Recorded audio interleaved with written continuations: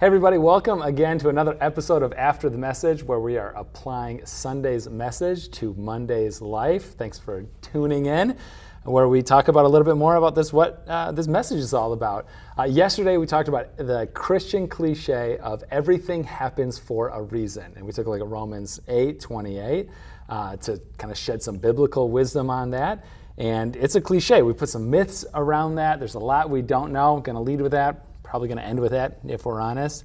We're talking ahead of time, and you said, I think I might know the reason why some things happen. The first thought that hit me when you launched into it, everything happens for a reason. I'm like, yeah, because you're an idiot and you make bad decisions. Right, we hear a message and we just look at it through the lens of our life. And I go back to just my days in college and I'm like, yeah, a lot of things that happened and things that I was experiencing, just a result of me making bad decisions. So sometimes I think we tend to over-spiritualize things, right? Sometimes we can under-spiritualize, but right, we over-spiritualize things and like, no, man, things are just happening. You brought this on yourself. Yeah, because you're just making poor decisions. So Absolutely. I think that's a reality that we have to consider as well. Which was the second myth that we covered. Yeah. We talked about how everything happens a reason. Okay, there's a few myths around what Romans 8:28 actually says. And the myth, number two, the second one, was that God is using everything to point out some kind of a flaw. Yeah. He's pointing out something specific about how you're an idiot. And you said maybe he is. Sounds like he was in your life. Yes. Oh, for times, sure. In that season, too, for sure. Yeah. Right? Yeah. And sometimes doesn't mean all the time. That was a good line. And so it's difficult to try to discern sort of between those two. Yeah. Yeah. What are some ways maybe that you have found that, like, okay, what situation am I in right now? Yeah. We used a couple of characters. We used the Jonah and we used the Job, I think it was. And you hinted to this in the message, and that's why God's gift of community is so important. Yeah. I look back at my life, and there's pivotal seasons and moments, and in each season and moment, I can point to a mentor or someone in my life who I was just able to be like, here's everything that's happening. Help me to sort this out. Help me to hear God's voice. Help me to hear where the enemy is trying to communicate lies to me. So doing all of that in community, because sometimes it is God trying to redirect. Sometimes it's just, man, it's life and we just need help.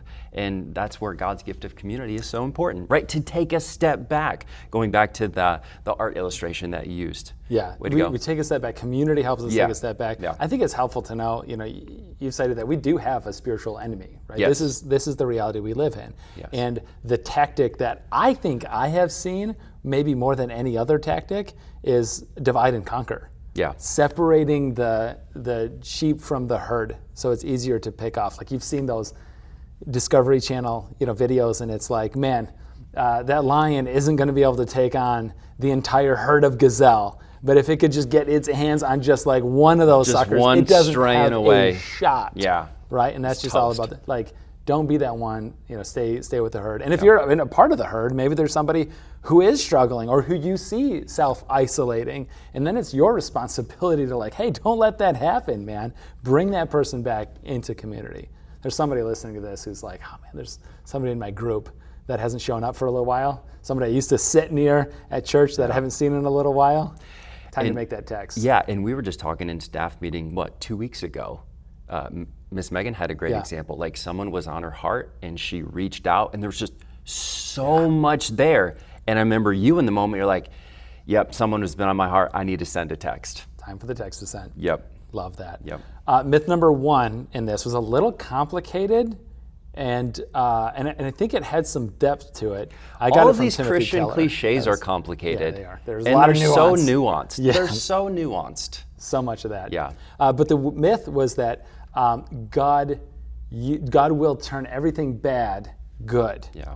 Right? And there's a difference between turning something bad good versus God redeeming the bad for the good. Yeah. I use the illustration of the manure. Yeah. Right? Like it still stinks. Yeah. Right? And Did you think about that before prep, or was that kind of just like an in the moment?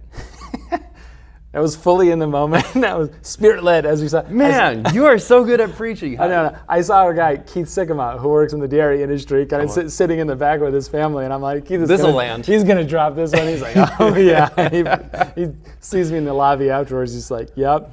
But if you don't remember, didn't catch that part, it was this is why farmers put manure on fields, right? Because good things grow out of the muck and out of the awfulness. But it doesn't mean that it doesn't stink. Yeah. So sometimes we just need to look at things like, that's evil. Yeah. God doesn't rejoice. Examples: someone struggling with infertility, a child dies. A divorce. I mean, the list could go on. And these things are they're hard and they're bad and they're evil. Yeah. And a result of sin and result of probably some other things. And yet, God can take those things and not necessarily turn them to good, but use it as an ingredient to bring about a redemption plan that he's telling. Yeah. He's going to grow something good. Yeah.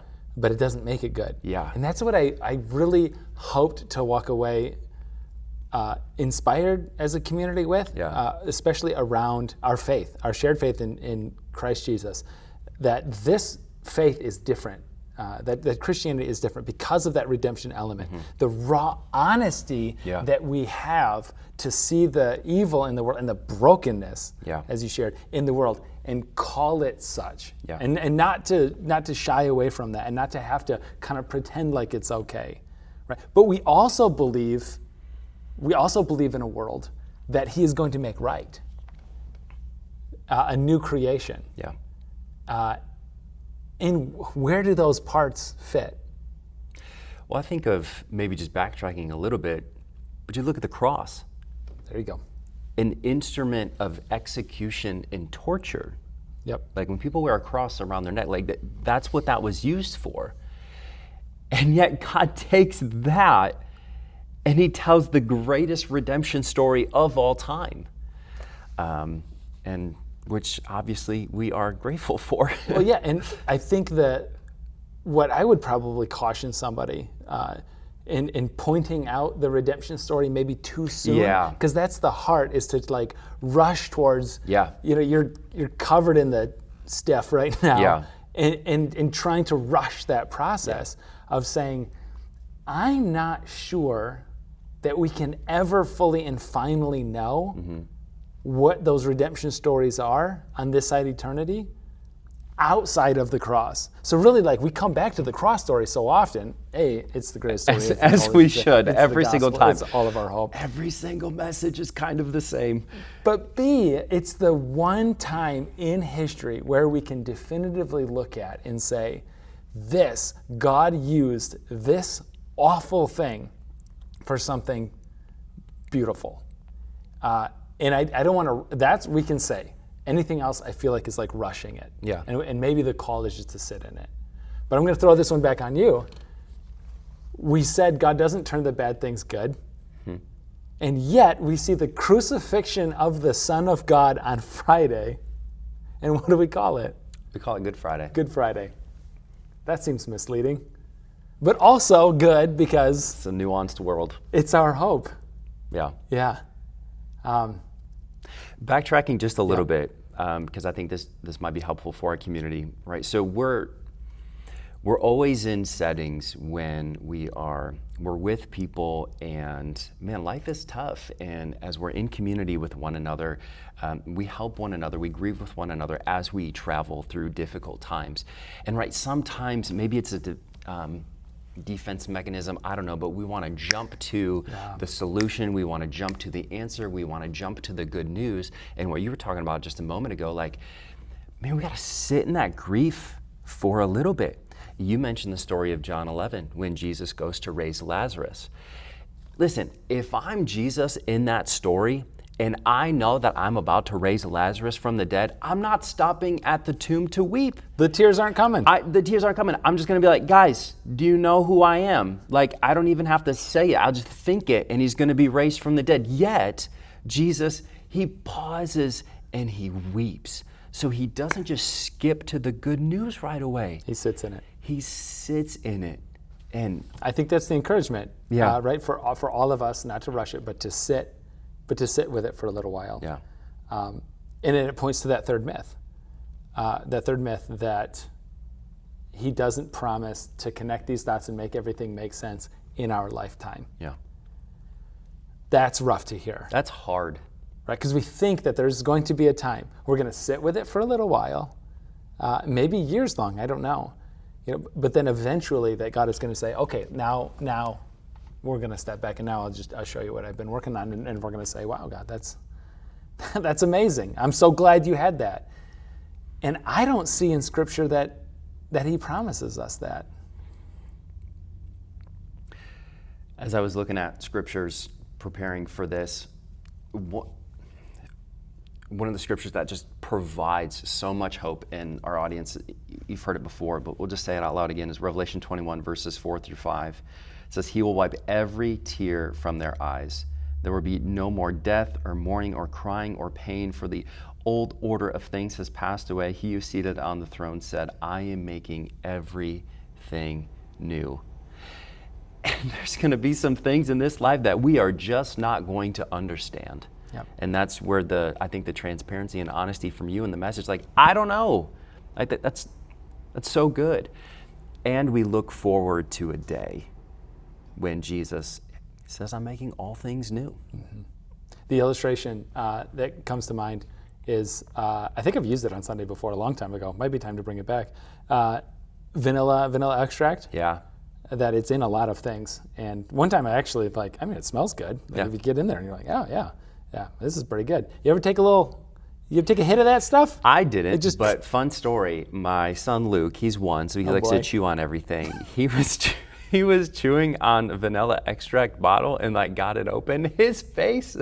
It's bitter. I felt bad for my man, but it was kind of funny too at the same time. Nobody is ever going to convince me that vanilla extract on its own is a good thing. No. It's absolutely awful. Yeah. Right? And yet, you mix it around with enough other ingredients, and it's like every delicious thing in this world has vanilla extract in it, I'm convinced. Yeah. And I don't want to come across as insensitive, but hopeful, I guess, is that I'm hopeful that all of these vanilla extract, experiences that we have in life are somehow God is going to bake something delicious. Yeah. And we're not going to go back and say oh man, the vanilla is it's so tasty. Yeah. I love it. Yeah. No, it's terrible. Yeah. It's terrible. But it is an ingredient. Well, we were talking before we hit play that when we see Jesus, he's still going to have the holes in his hands. Oh, yeah, right. Like the scars that we carry. Yeah. And that's the difference between making a bad thing good, making something disappear entirely like it never happened, or redeeming it. It's still there, and God redeemed it. Yeah. Post-resurrection, he does seem to still have those scars. And so he's got them. Right? Yeah. So then we believe that in faith that we're going to see Jesus, we're going to meet Jesus someday, and we're going to be able to go up to him and say, hey, can I do the thing? Yeah. Right? And our faith is going to be made sight at that moment. But the scars are there. Let's look at that for just a second through the lens of some hard realities right now. I shared this story of Joni Eareckson Tada, who diving accident was quadriplegic almost all of her life. Powerful person of faith, testimony, just leading so many people to Jesus. I mean, really an incredible human being. But her story of, I'm going to be standing and walking, pushing my wheelchair up to Jesus. First, thank you for everything that you were able to accomplish through my suffering. That's a whole thing right there. That's the right posture and attitude and humility to have. Right. It's inspiring. And then she throws, now will you throw the wheelchair to the pit of hell? I don't need it. It was made for a broken world. Yeah. So she's saying in that moment, her scars, her disability, is no longer going to be with her. And I think there's part of us that is like, yeah, that makes sense. That makes sense. So why Jesus' scars? And then I think about some other scars, externally, physically maybe. Emotional scars. Emotionally scars Yeah, on the list inside. goes on. That are we going to carry those with us too? That's where I'm going to quote Pastor Dirk and say, I don't know. I don't know. That's I'm going to pull your line. That's the only answer. Yeah. No, I don't know. And Jesus lives. And through all that, we know the heart of the Father, and we keep coming back. We have to keep coming back to that and keep coming back to the story of Jesus, in that he did not even withhold his only son, Yep. but gave, so that we may have life and life to the full. And yeah. I think just instinctively, as we're just talking about this, we move the conversation to the end, like to the grand. On Sunday we called it the masterpiece, on what God is painting. Yeah, that was good. And I think there's like that's what faith does. It just points us towards what's coming up next. And in these in-between times when we're talking about like we're sitting with it, and you don't have to love it, you don't have to explain it. You had a quote. What was the quote about like in the midst of suffering and like asking why, surrendering? I don't remember. Dude, it was so good. That was we'll post that on the comments. Okay. Maybe later. But it was like surrendering the right to understand. Oh, yes. I should have came as my quote. That was good. It came from your computer. Yeah. Anyway, surrendering the right to understand. Yeah. Right in the here and now. We're sitting with it. We're not explaining it away. We don't have to like it, and we're surrendering our right to deserve an explanation, a right to understand. Job was a pretty good example of that one. Yep. And then we skip to the end, and we're like, okay, God, in faith, I believe that you're going to make everything new. Yeah. You want to hear something crazy about Van Gogh? Let's do it. There's so much about his story. I chose his paintings just for a reason. I mean, like a Dutch painter, there's some affinity there. That's where it ends. You know how many paintings he sold in his lifetime? Like he's master. Like he's everywhere, right? I know so little about arts and all. No, let's really like what century did Van Gogh live in? Let's really drive down on. I literally have no clue. We're not going to do that. He's famous, so I would assume a lot. Yeah. Right. And you think like there was an exhibit in downtown Grand Rapids. The whole like exhibit was made just for Van Gogh, like an immersive experience. Anyway, I came across this in Vincent van Gogh's entire life. He only sold one painting. Wait, for real? One painting. How? And it was because the woman who bought it from him felt bad for him. Was it his mom? Because it was just some patron who was like, listen, you just need something to eat. So I'll buy this painting so that you can go get groceries. It's the only painting he ever sold in his entire life. And yet, when you put it on screen, everyone knows what it is. Everybody knows this guy, right? Even those who don't know arts. I put the little zoomed in video or zoomed in picture up on the screen. And I had people come back to me and like, I immediately knew. I knew that was Van Gogh. Way to go. Right? That's just how powerful, distinctive and powerful like his work is. And yet in his whole lifetime, zero. And I just think about how he goes to his deathbed thinking he's an entire failure as a painting, not knowing that he changed the world of art as a result of having lived, right? And there's so many takeaways here about how there's a story there about value. Sometimes value isn't appreciated in your own lifetime. I think about sometimes people's lives and like, what am I doing? Am I making a difference at all? And it's like, that's why we did myth number 3, is because you might never see the difference that you're making. We might never see. God doesn't owe that to us. Yeah, that's a good point. He in doesn't faith, we hang on to it. Yep. Right? And then the thing that he thought was just worthless heaps of garbage literally becomes invaluable. And times so many of them. I think about his whole life is a living example of, I think the ending changes everything. That he wasn't a failure, that he changed everything. And if we could view eternity through the lens of a God who will change everything, I think the hope that gives us right now, walking around, well, it's life-changing. Yeah. If we can see our story, our lives through. It's like, listen, if you are on Team Jesus, you win. You win. Like, you win. Yeah. I'm the sports guy, and I'm always about competition, but like, you win. You're on Team Jesus, you win. And if we can see our life, our story, our setbacks, our trials, our sufferings through that lens, what does it produce? Yeah. Hope. It produces hope. It doesn't produce answers to everything that we Ooh, want. that's different. Yeah, Yep. doesn't produce answers. But it does produce hope. And we hold on to it. Yep. Yeah. I think And that's the word, dude. and that's why, man, there's so many things, as we just go about everyday normal life, that there's so many things grabbing our attention. Jobs, spouses, kids, extracurricular activities, like so many things that are just asking for our attention. Netflix, your phone, social media. We have to be disciplined and diligent to have rhythms in our lives, to always come back to the story of Jesus so we are reminded of these things, so that hope is always before us and we can continue to walk, hopefully, as we abide in Jesus. Yeah, I hear you talk about just creating that time, scheduling that time to be hopeful. Yeah. That's good. Good word to all my Calvin friends. Be hopeful. I don't like that that's the note we're ending on, but that's the note we're ending on. I just ruined this whole episode. I'm sorry, guys.